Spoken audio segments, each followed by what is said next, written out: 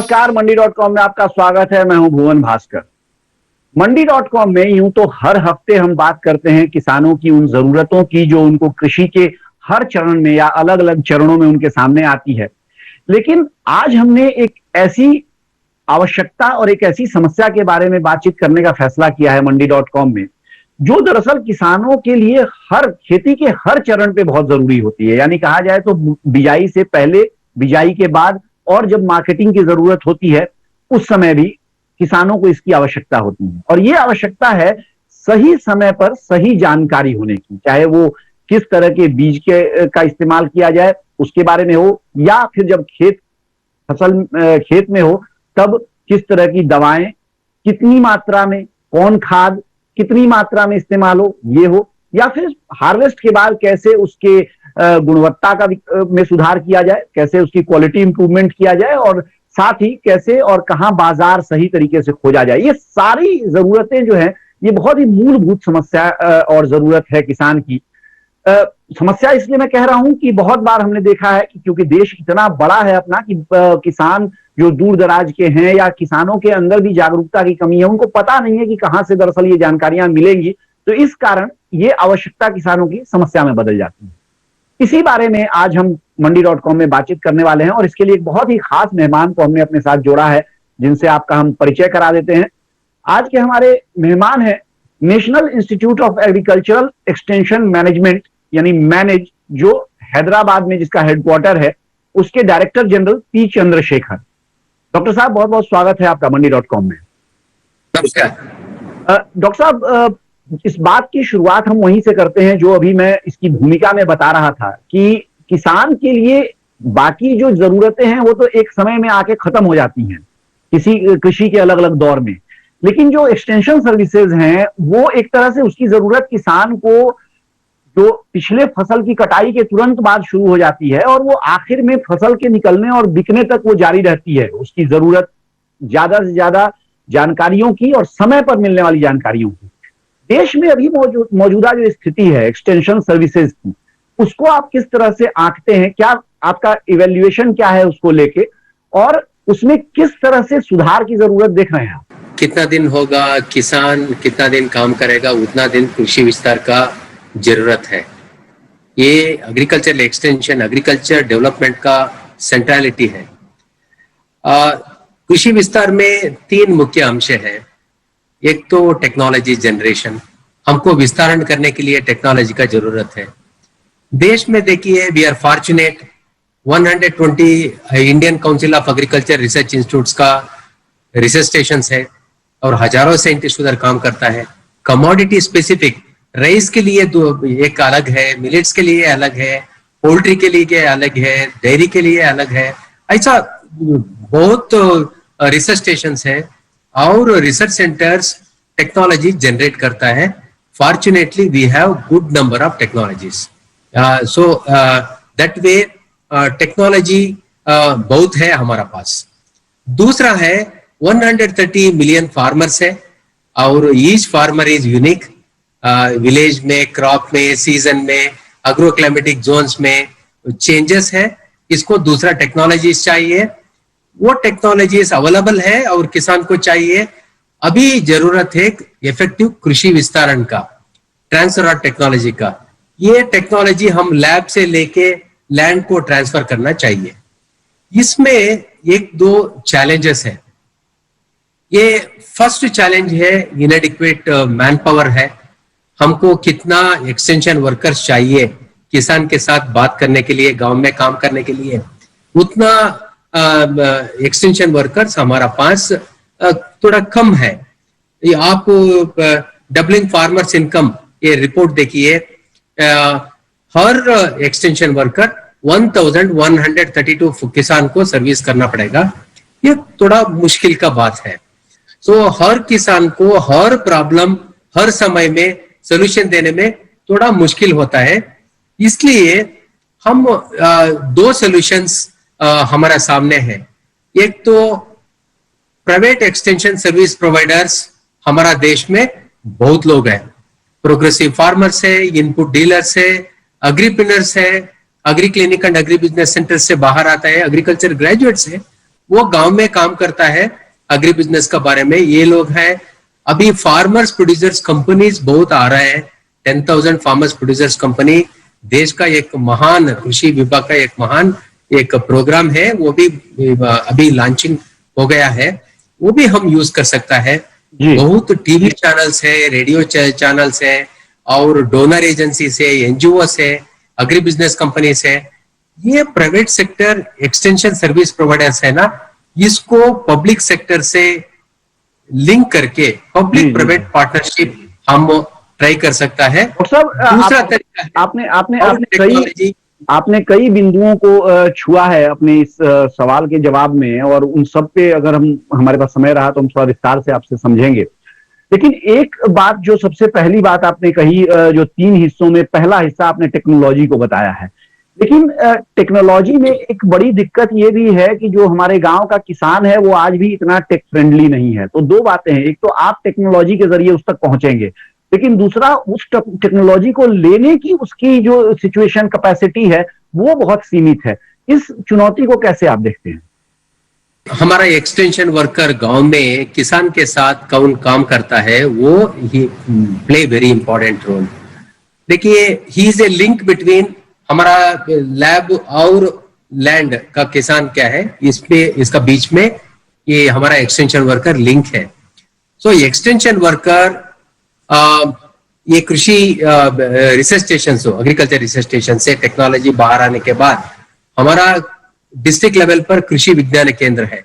कृषि विज्ञान केंद्र में ये टेक्नोलॉजी अवेलेबल है, और डिस्ट्रिक्ट लेवल पर एग्रीकल्चर टेक्नोलॉजी मैनेजमेंट एजेंसी भी है। ये गवर्नमेंट ऑफ इंडिया का एक कृषि विस्तार का डेडिकेटेड एक प्रोग्राम है। सो डिस्ट्रिक्ट लेवल पर ये टेक्नोलॉजी आने के बाद हर एक्सटेंशन वर्कर को इसका बारे में ट्रेनिंग होता है। वो ट्रेनिंग के आधार पर वो टेक्नोलॉजी एक्सटेंशन वर्कर को जाने के बाद एक्सटेंशन वर्कर किसान के साथ शेयर करना पड़ेगा। ये एक्सटेंशन वर्कर का नंबर कम है, इसलिए हम प्राइवेट एक्सटेंशन सर्विस प्रोवाइडर्स, ये बड़ा लिस्ट मैंने किया है, वो सब लोग फील्ड में एक्टिव है। हमारा पब्लिक एक्सटेंशन फंक्शनरी ये प्राइवेट एक्सटेंशन सर्विस प्रोवाइडर से साथ साथ काम करने से ज्यादा किसान को पहुंच सकता है, इफेक्टिवली इसको एक्सप्लेन कर सकता है। जी, यानी जो ह्यूमन रिसोर्स में जो कमी से जूझ रहे हैं आप, उसको आपने पूरा करने के लिए जो पीपी जो प्राइवेट पब्लिक पार्टनरशिप पीपीपी का की उदाहरण है उसको आप अपना रहे हैं, ये एक अच्छी बात है। फिलहाल वक्त हो गया एक छोटे से ब्रेक का। ब्रेक से लौटने के बाद हम वापस मंडी.com में इस चर्चा को जारी रखेंगे। बने रहिए हमारे साथ, देखते रहिए मंडी।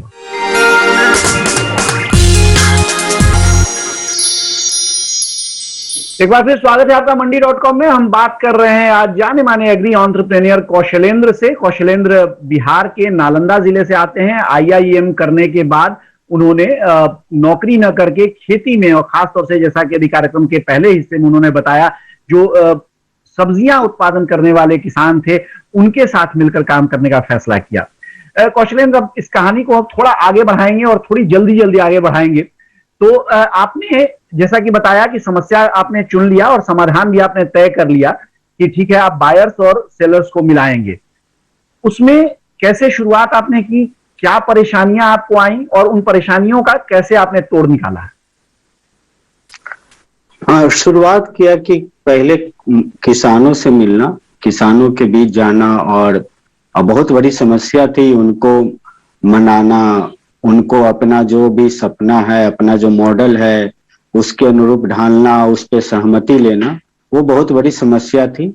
और किसानों ने हर तरीके से परीक्षा ली उनकी, क्योंकि क्रेडिबिलिटी एक बहुत बड़ा इशू होता है, और खास करके जब आप ज्यादा पढ़े लिखे होते हैं तो ज्यादा बड़ा इशू होता है, क्योंकि उनको एक डर होता है कि अगर मैं इससे जुड़ गया और कल को ये निकल लिया तो मैं तो फिर वही सी रास्ते पे आके खड़ा हो जाऊंगा।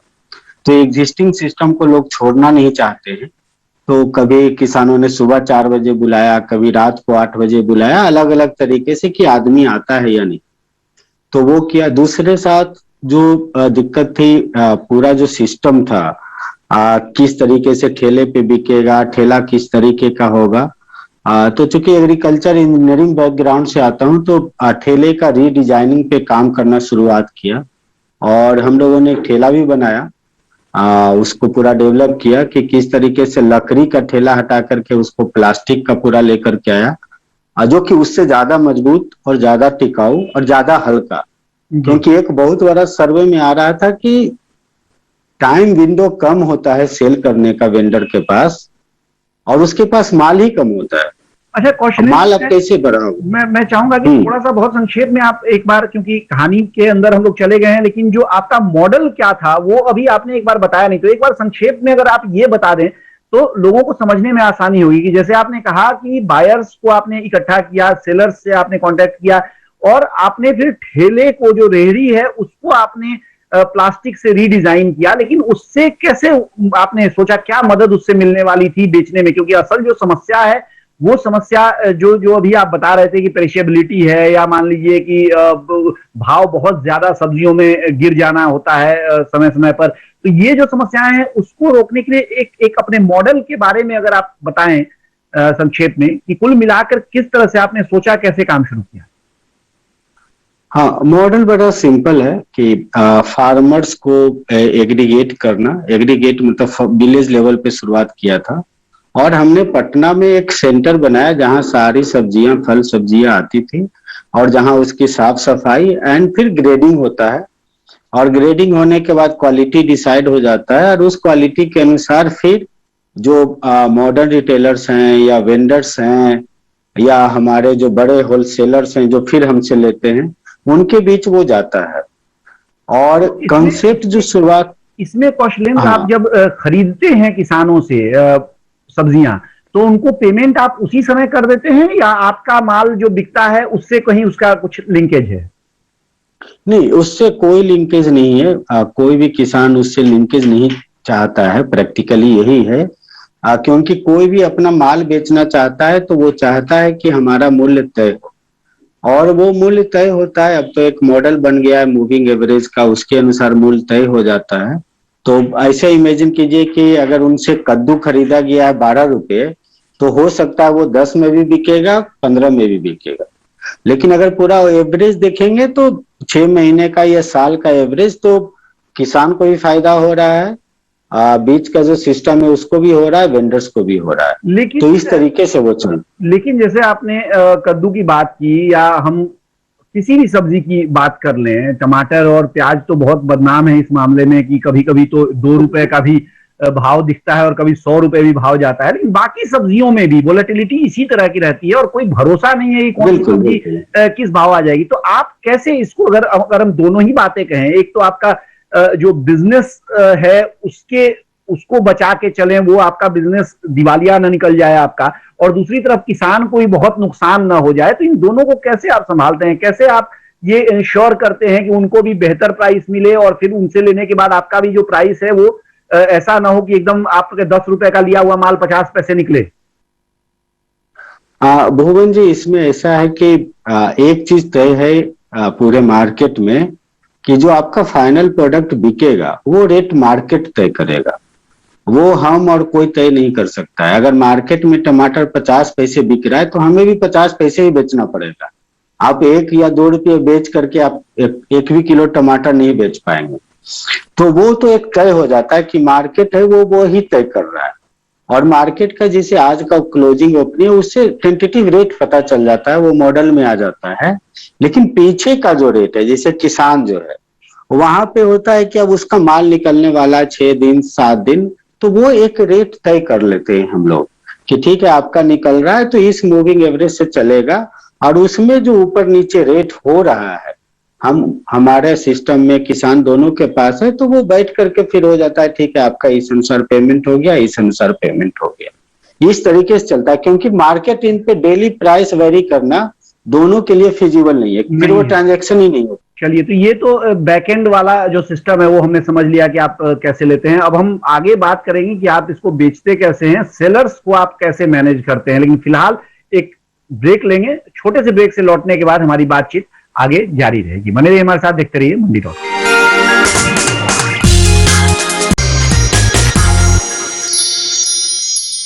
एक बार फिर स्वागत है आपका मंडी.com में। हम बात कर रहे हैं आज एक्सटेंशन सर्विसेज की, यानी जो विस्तारण सेवाएं हैं देश में, उनकी क्या स्थिति है। और इस बारे में बात करने के लिए हमारे साथ national institute of agricultural extension management यानी मैनेज, जिसका हेडक्वार्टर हैदराबाद में है, उसके director general doctor P Chandrashekhar हमारे साथ बने हुए हैं। सो डॉक्टर साहब, जो हमारा अनुभव है वो ये है कि आमतौर पे रिटेल डीलर 400 से 500% और कुछ मामलों में तो हमने देखा है कि 1,000% तक का मार्जिन लेते हैं कई सारी दवाओं पे। तो ये एक बहुत ही महत्वपूर्ण मसला है। कैसे किसान ये सुनिश्चित कर सकता है कि वो वास्तव में इनपुट डीलर से जो आपने ट्रेनिंग दी है उसका लाभ उठा सके? एग्रीकल्चर डिपार्टमेंट स्टेट लेवल पर बहुत इंटरेस्ट ये देसी डीलर ट्रेनिंग प्रोग्राम में ले रहा है और बहुत इनपुट डीलर्स को मोबिलाइज कर रहा है और इसका डायरेक्ट बेनिफिशियरी है agriculture department on one side और किसान on other side. Agriculture department को पता है किस डीलर को देसी ट्रेनिंग हो गया है। हमने थर्ड पार्टी सर्वे भी किया, ये ट्रेनिंग के बाद ये इनपुट डीलर कैसा सर्विसेज किसान को दे रहा है, ये हमको थर्ड पार्टी सर्वे में पता लगा। ये trained input dealers scientific information किसान को दे रहा है और इसका बिजनेस साइंटिफिक नॉलेज से जुड़ा हुआ है और फेक पेस्टिसाइड और फेक फर्टिलाइजर्स इसको अवॉइड करने में ये देसी ट्रेन्ड इनपुट डीलर बहुत सक्सेसफुल है। वो हमको थर्ड पार्टी सर्वे से पता लगा है। ये बहुत अच्छा डेवलपमेंट है। जी जी। अच्छा डॉक्टर साहब, ये बताइए कि जो बाकी एक्सटेंशन सर्विसेज हैं, इनपुट वाले को छोड़ देते हैं कि उस पर हमने बात कर ली है, लेकिन बाकी एक्सटेंशन सर्विसेज हैं उस तक मान लीजिए, क्योंकि आपने बार बार ये कहा कि ह्यूमन रिसोर्स एक बड़ी चुनौती है, कमी है लोगों की, आप पीपीपी भी कर रहे हैं जो निजी क्षेत्र को अपने साथ जोड़े हैं, सब के बावजूद क्योंकि 12 करोड़ से ज्यादा किसान अपने देश में हैं तो सब तक शायद आप अपनी ओर से न पहुंच सके। ऐसे में अगर कोई किसान आप तक पहुंचना चाहे किसी खास सेवा के लिए, सुविधा के लिए, उसके पास क्या विकल्प है? किसान कॉल सेंटर है अभी और किसान कॉल सेंटर किसान कॉल कर सकता है और हर दिन ये ऑपरेशनल है और थ्रू आउट द कंट्री है। किसान कॉल सेंटर को कॉल करने से आपको ये क्रॉप पैकेज ऑफ प्रैक्टिसेस का बारे में हो, मार्केट प्राइस का बारे में हो, नहीं तो इनकम जनरेटिंग दूसरा एक्टिविटीज क्या है इसका बारे में सारा इंफॉर्मेशन किसान को मिलेगा और नियरेस्ट कृषि विज्ञान केंद्र, नियरेस्ट एग्रीकल्चर ऑफिसर, इसका कांटेक्ट डिटेल्स भी किसान को मिलेगा। ज्यादा इंफॉर्मेशन चाहिए तो किसान उसके पास जाके ज्यादा इंफॉर्मेशन भी ले सकता है। जी, आपने बिल्कुल शुरू में जब आप पूरा एक ओवरव्यू दे रहे थे तब आपने एफपीओज का भी जिक्र किया था, क्योंकि केंद्र सरकार का भी एफपीओज पर बहुत ज्यादा जोर है। 5 साल में 10,000 एफपीओ बनाने का लक्ष्य है, जिसमें 1 साल पहले ही निकल भी चुके हैं और ये काम जोरों शोरों से चल रहा है। तो थोड़ा आपसे इस पर डॉक्टर साहब मैं जानना चाहूंगा कि एफपीओ मूवमेंट जो ये है या एफपीओज जो बन रहे हैं वो एक्सटेंशन सर्विसेज को किसानों तक पहुंचाने में कितनी बड़ी भूमिका और कितनी प्रभावी भूमिका है, जो इफेक्टिव रोल निभा सकते हैं? ये बहुत प्रभावी भूमिका है। फार्मर्स प्रोड्यूसर्स कंपनी को अभी गवर्नमेंट ऑफ इंडिया ने प्रमोशन एक स्कीम भी आ गया है। 10,000 फार्मर्स प्रोड्यूसर्स ऑर्गेनाइजेशन प्रमोशन अभी देश में चल रहा है। एक बार किसान का इकट्ठा होगा, हिली एरियाज में मिनिमम 100 किसान और प्लेन एरियाज में मिनिमम 300 फार्मर्स इकट्ठा होके फार्मर्स प्रोड्यूसर्स कंपनी बनेगा। ये farmers producers company group of farmers को बैकवर्ड लिंकेज हो इनपुट डीलर कंपनी से, नहीं तो फॉरवर्ड लिंकेज हो मार्केट से, करने में बहुत आसान हो जाता है। और linkage with technology, linkage with extension services, linkage with credit, linkage with infrastructure, linkage with market and developmental program, हर लिंकेज को ये ग्रुप ऑफ फार्मर्स को लिंक करने में बहुत आसान होता है। इंडिविजुअल फार्मर्स को लिंक करने में बहुत मुश्किल होता है। ये बहुत बड़ा अपॉर्चुनिटी है एग्रीकल्चरल एक्सटेंशन में। जी जी जी, यानी एफपीओज के आने से, बढ़ने से जो तमाम जो अलग अलग चरणों की बात हम कर रहे थे खेती की, उन सब में किसानों को लाभ होने वाला है और एक्सटेंशन सर्विसेज में तो उनको लाभ होने ही वाला है। इसलिए किसानों के लिए चाहिए कि वो जल्दी से जल्दी या तो किसी एफपीओ से जुड़ें या अपना एफपीओ तैयार करें, क्योंकि बहुत सारी ऐसी सुविधाएं और सेवाएं हैं जिनका फायदा वो केवल तभी उठा सकेंगे अगर वो एफपीओ का हिस्सा बनेंगे। डॉक्टर चंद्रशेखर, बहुत बहुत धन्यवाद आपका हमारे साथ कार्यक्रम में शामिल होने के लिए और ये तमाम बातें हमारे दर्शकों से साझा करने के लिए। ये थे doctor P Chandrashekhar, director general national institute of agricultural management, agricultural extension management के, जो बात कर रहे थे हमसे पूरी सेवाओं के बारे में, और उसके साथ ही उन्होंने बहुत सारी नई जानकारियां दी, हम लोगों को दी हैं। बहुत सारे किसान भाइयों को हमारे पहली बार बहुत सारी जानकारियां मिली होंगी, जैसे जो इनपुट डीलर्स हैं उनके ट्रेनिंग की बात है। तो इसमें आप ये कर सकते हैं अपनी तरफ से कि आप अपने आसपास में, अपने जिले में पता करें कि कहाँ कौन से डीलर्स हैं जिनकी ट्रेनिंग हुई है, और उनके साथ भी जुड़ें, और साथ ही जो एक्सटेंशन सर्विसेज के लिए सरकारी प्रयास हो रहे हैं उनसे भी जुड़ के उनका अधिकतम लाभ आप उठा सकते हैं। मंडी.com से अब मुझे दीजिए इजाजत, लेकिन बने रहिए हमारे साथ, क्योंकि डीडी किसान पर खबरों का और कार्यक्रमों का सिलसिला जारी। आपकी राय हमारे लिए बहुत महत्वपूर्ण है। आप हमारे टोल फ्री नंबर पर कॉल कर सकते हैं और अपनी राय दे सकते हैं। साथ ही आप ईमेल के जरिए भी हमें अपनी राय दे सकते हैं। हमारा ईमेल पता है ncdexmandi@gmail.com।